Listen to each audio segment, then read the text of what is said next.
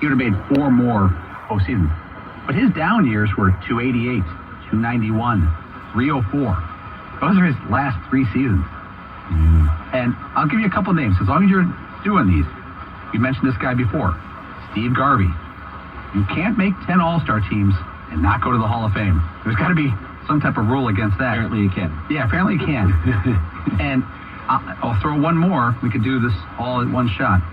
Dale Murphy won back-to-back MVPs.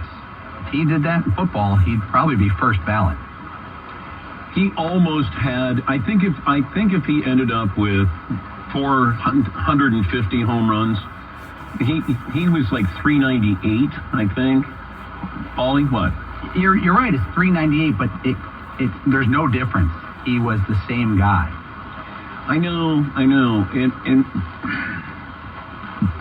maybe the nicest guy I ever met in sports, Dale Murphy, but I just don't know. And I know he went from being a catcher to center fielder, and he played on some interesting teams, but I just don't think, there wasn't postseason play, and felt like he had 2 incredible years, but that's all we remember. Yes, Martin.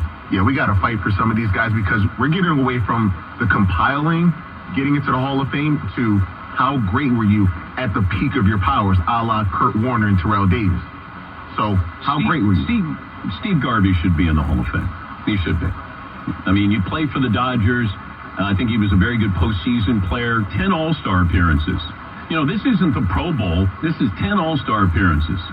Yes, Paul. And the phrase Hall of Fame, if you want to talk about famous ball players, throw Steve Garvey, Don Mattingly, and Dale Murphy in the mix. They were household names at one time in their career. Roger Maris is not in the Hall of Fame, is he? No. Back-to-back MVPs with the Yankees, and you can't make the Hall of Fame? Yeah, but he just didn't have great numbers. Like there's a certain threshold where I think you have to get there. Now, back in the old days, you'd have guys who would make the Hall of Fame, and you go, with those stats, it's just different. And I do think that we look at these numbers and we want to be wowed by numbers. And I think, for a lot of these guys, we're not wowed. Davey Concepcion, to me, he invented fielding on AstroTurf and throwing that one hop from deep short. And he played for the Big Red Machine. He should be in the Hall of Fame. But I'm more lenient when it comes to this. Yeah, Paulie. I'm going to go back to Steve Garvey, for those who don't remember him with the Dodgers and the Padres in the 70s and 80s. 10 All-Star appearances, right? He hit 294 for his career. He's a 2-time NLCS MVP. He was hit 340 in the postseason. I can't think of a reason not to put him in the Hall of Fame.